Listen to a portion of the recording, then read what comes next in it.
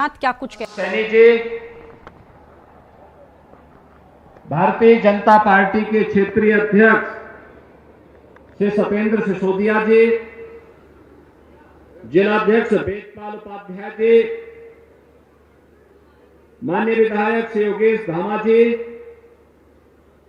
माननीय विधायक श्रीमती मंजू शिवाज जी, विधान परिषद सदस्य श्री श्रीचंद शर्मा जी, भारतीय जनता पार्टी के क्षेत्रीय महामंत्री डॉक्टर विकास अग्रवाल जी, पूर्व विधायक Sahendra Singh ji, Chaudhary Sahab Singh ji, Lokesh Dikshit ji, Jitendra Satwai ji, Satyendra Solanki ji, chairman cooperative bank Shri Krishnaveer Singh ji, आज के इस कार्यक्रम में उपस्थित सभी माननीय जनप्रतिनिधिगण और भारी संख्या में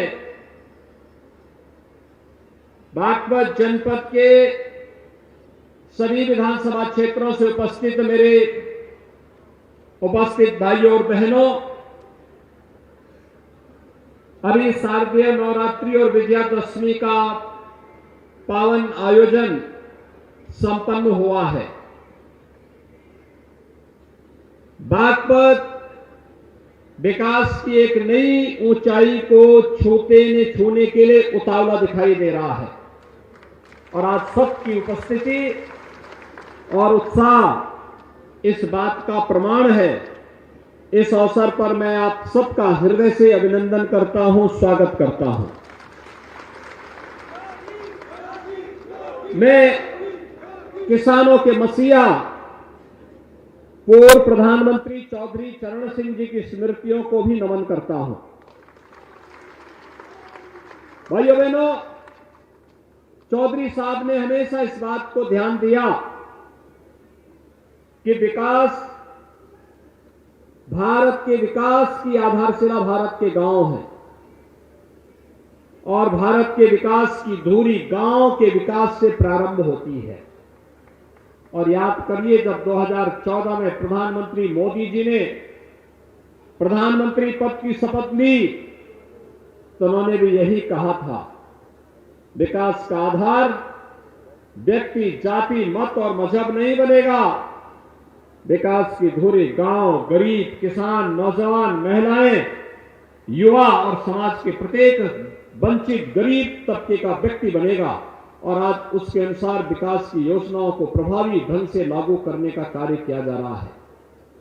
आज उसी का परिणाम है कि बिना भेदभाव के विकास की योजनाएं चल रही हैं और उसी का परिणाम है, जब मुझे बहुत अच्छा लगता है जब बागपत का हमारा नौजवान सरकारी नौकरी में भी सर्टिफिकेट प्राप्त करता है और सरकारी नौकरी प्राप्त करता है, पुलिस में भर्ती होता है, तो मुझे अच्छा लगता है कि बागपत के नौजवान को पहले ही अधिकार मिलना चाहिए था।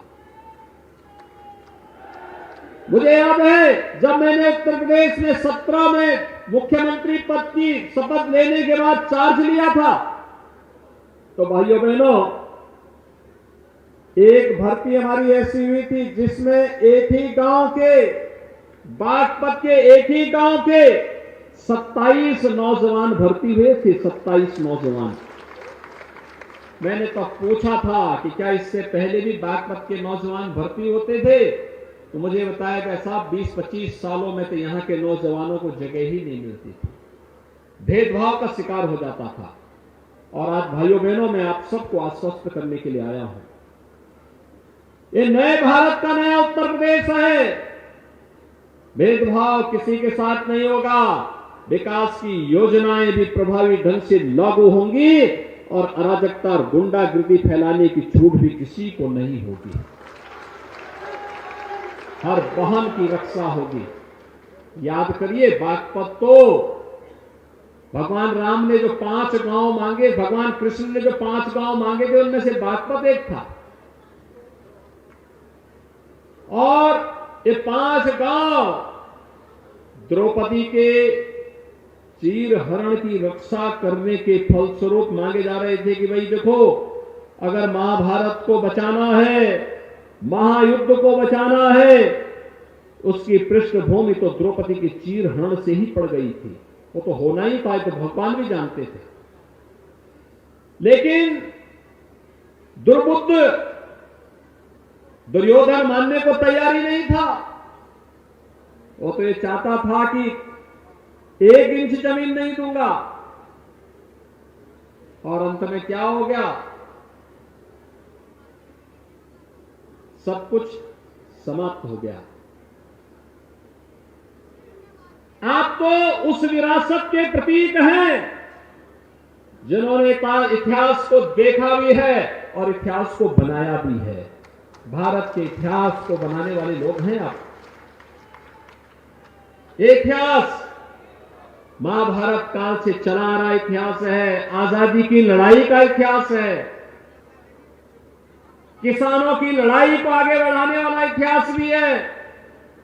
और भाइयों बहनों, हम लोग उसी भाव के साथ यहां पर कार्य करने के लिए भी आए हैं। सुरक्षा हमारी प्राथमिकता है। किसी बेटी की सुरक्षा के साथ किसी उचक्के को खिलवाड़ करने की छूट नहीं देंगे।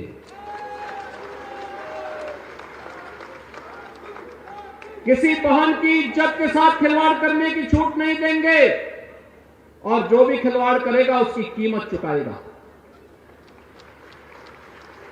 किसी किसान की संपत्ति पर कोई जबरन कब्जा नहीं कर पाएगा। किसी व्यापारी का कोई जबरन उत्पीड़न नहीं कर पाएगा।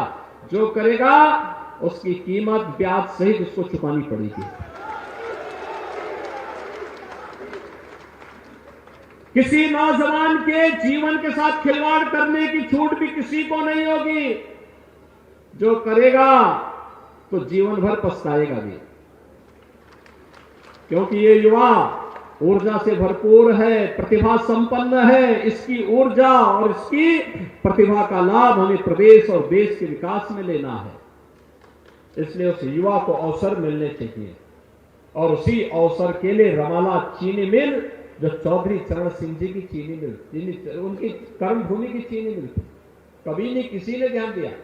हमारी सरकार आई, ये डबल इंजन की सरकार ने छपरौली चीनी मिल के पुनरुद्धार का कार्य करके चौधरी साहब को श्रद्धांजलि अर्पित की।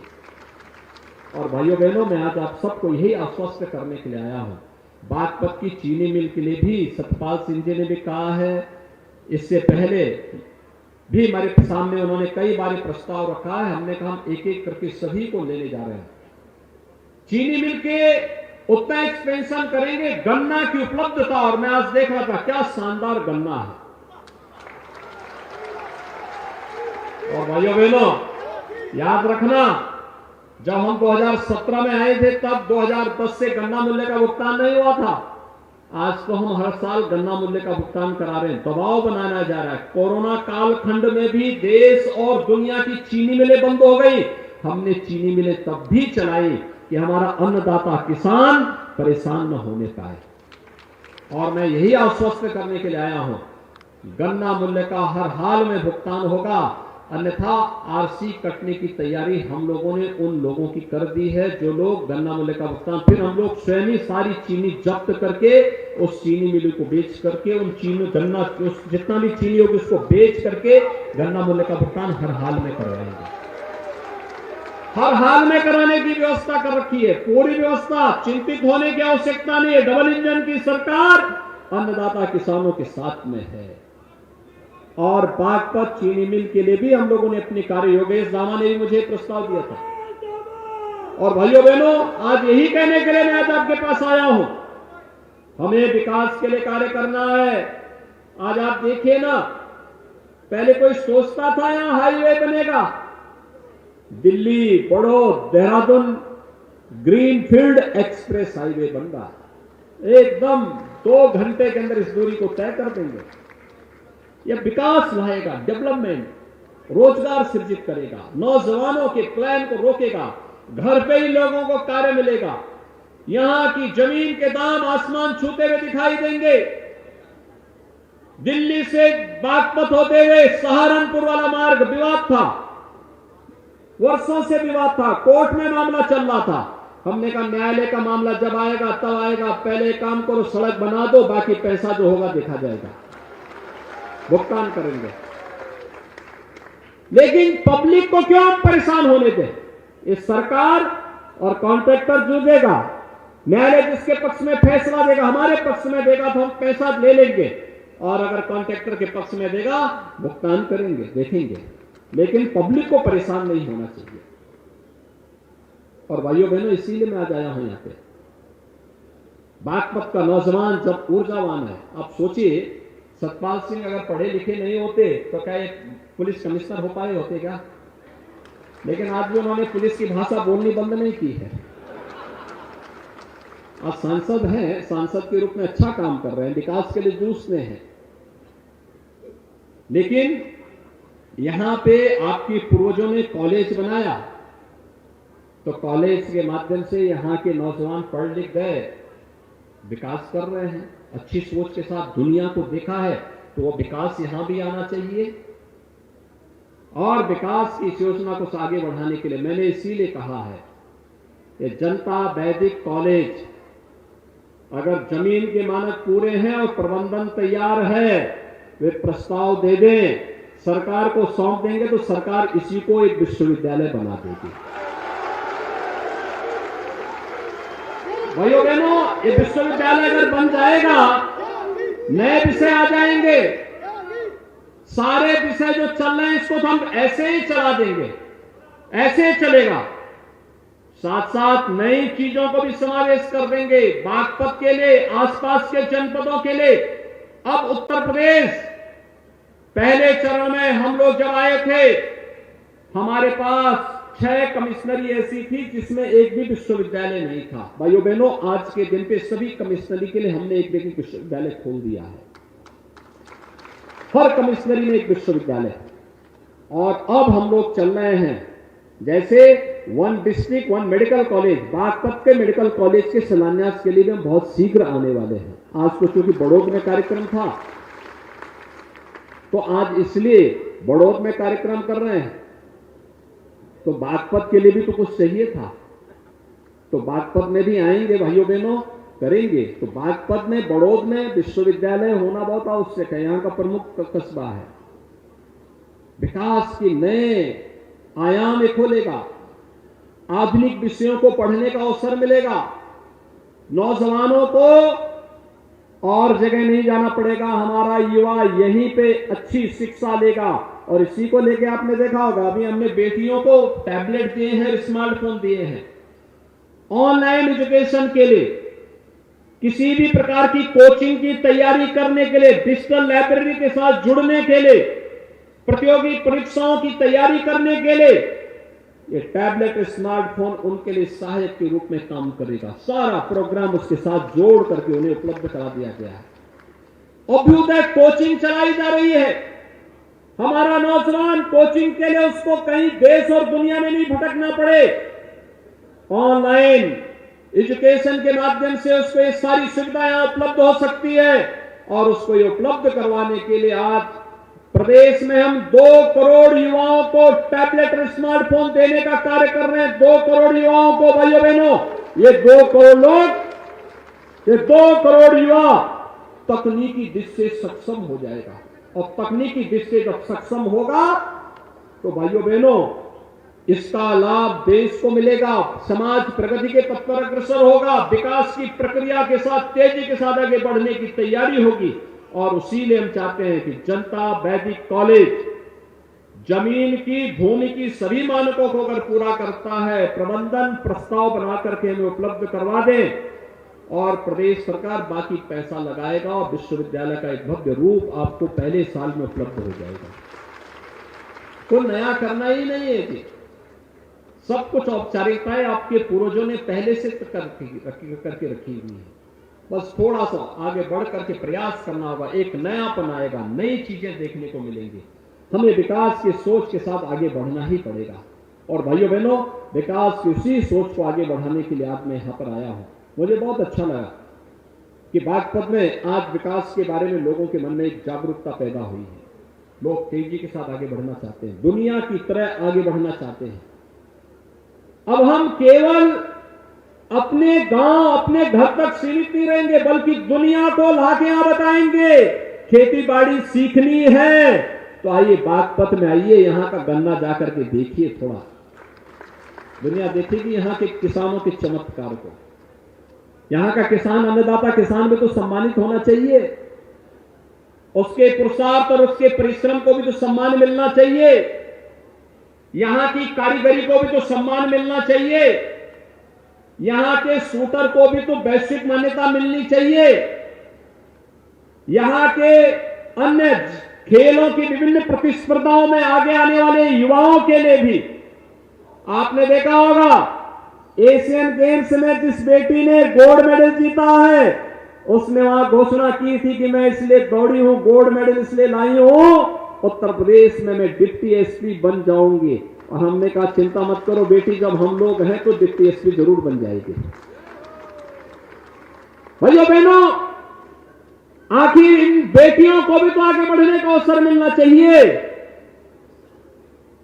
और उत्तर प्रदेश में हम लोगों ने पिछले एक वर्ष में 500 खिलाड़ियों को उत्तर प्रदेश पुलिस में नौकरी दी है। 500 खिलाड़ियों को इन्होंने अलग अलग प्रतियोगिताओं में मेडल जीते थे और आज प्रदेश सरकार तेजी के साथ उन्हें आगे बढ़ाने का कार्य कर रही है। और इसीलिए आज यहां पर खेल कूद की गतिविधियों को आगे बढ़ाने के लिए विश्वविद्यालय बन जाएगा तो यहां पर खेल कूद के लिए तमाम सुविधाएं अपने आप बढ़ जाएंगी। नई विश्व लाइब्रेरी बनेगी, नए भवन बनेंगे, नया इंफ्रास्ट्रक्चर आएगा, नए सिरे से संभावनाएं आगे बढ़ेंगी, नए नए पाठ्यक्रम के साथ युवाओं को जुड़ने का अवसर मिलेगा। जिस कार्य के लिए आपको दिल्ली विश्वविद्यालय में, जेएनयू में, जामिया मिलिया में, किसी अन्य जगह जाना होता है, उसके लिए सबको आपका यह जनता वैदिक कॉलेज ही विश्वविद्यालय के रूप में बनकर के सारी सुविधाओं को उपलब्ध कराता हुआ दिखाई दे देगा। और उसी के लिए प्रस्ताव हमारे पास आने में देर होगी, बाकी कार्य हम आगे तेजी के साथ आगे बढ़ाने का कार्य करेंगे। भाइयों बहनों, आज जो ये विकास की विभिन्न प्रकार की योजनाएं हैं, ये विकास की योजनाएं सड़क से भी है, पुल से जुड़ी हुई है, हॉस्पिटल से जुड़ी हुई है, पर्यटन से जुड़ी हुई है। पूरा महादेव के लिए भी हम लोगों ने बहुत बड़ी कार्य योजना बनाई हुई है, बहुत बड़ी कार्य योजना बनाई हुई है। मुझे वहां से जमीन पे दर्शन करने का अवसर नहीं मिला, लेकिन मैं गत वर्ष भी और इस वर्ष भी पुष्प वर्षा के लिए कावड़ यात्रा के दौरान जरूर आया था। मैं कावड़ यात्रा का निरीक्षण इसलिए भी करता हूं, पहले कावड़ यात्रा में पिछली सरकारें रोक लगाती थी, हमने कहा भी कावड़ यात्रा रुकेगी नहीं, कावड़ यात्रा को हम चलने देंगे। पता नहीं भगवान शंकर किस रूप में कहां पे मिल जाए। और इसीलिए भाइयों बहनों, इस पूरी यात्रा को हम पूरे उत्साह के साथ आगे बढ़ाते हैं। भारत तो पर्व और उत्सव का देश है, इसमें बैन कैसा, प्रतिबंध कैसा, हाँ अनुशासन के साथ हम इन पर्व और त्योहारों की मर्यादा का पालन करते हुए कार्य करेंगे। और उसी परंपरा का निर्वहन करने के लिए आज मैं बड़ौद में आया हूं। भाइयों बहनों, बागपत के आप सभी नागरिकों का मैं आह्वान करूंगा, हम सब सुरक्षा और समृद्धि के एक नए युग में प्रवेश कर चुके हैं और इसमें हमें मजबूती के साथ डबल इंजन की सरकार के कार्यक्रमों के साथ जुड़ करके आगे बढ़ना होगा। अगर हम सब इन कार्यक्रमों के साथ आगे बढ़ जाते हैं तो इसका परिणाम हम सबको प्राप्त होगा। आज के इस अवसर पर भाइयों बहनों, यहां पर हमारे जिन कार्यकर्ताओं ने इस पूरे कार्यक्रम को आगे बढ़ाया है, मैं खासतौर पर अपने जिलाध्यक्ष श्री वेदपाल उपाध्याय जी को और उनकी पूरी टीम को, अपने माननीय सांसद जी को, माननीय मंत्री हैं केपी मलिक जी, विधायक हैं श्री योगेश धामा जी, इन सभी को हृदय से धन्यवाद देता हूं कि इन्होंने बड़ौद में एक इस बड़े कार्यक्रम के साथ आप सबके साथ संवाद बनाने का मुझे अवसर दिया है। मैं पूरे बागपत जनपद वासियों को इन 350 करोड़ रुपए की परियोजनाओं के लिए हृदय से बधाई देता हूं, अपनी शुभकामनाएं देता हूं और विश्वास व्यक्त करता हूं कि बहुत शीघ्र बड़ी योजनाओं के लिए हम लोग बागपत में फिर से आएंगे। इस विश्वास के साथ आप सबके प्रति मैं अपनी शुभकामनाएं देता हूं। धन्यवाद, जय हिंद। आनंदित हैं, कृतज्ञ हैं, आभारी हैं महोदय आपके ऊर्जावान उद्बोधन से। आम जनता आश्वस्त है कि प्रदेश की बागडोर सुरक्षित हाथों में है।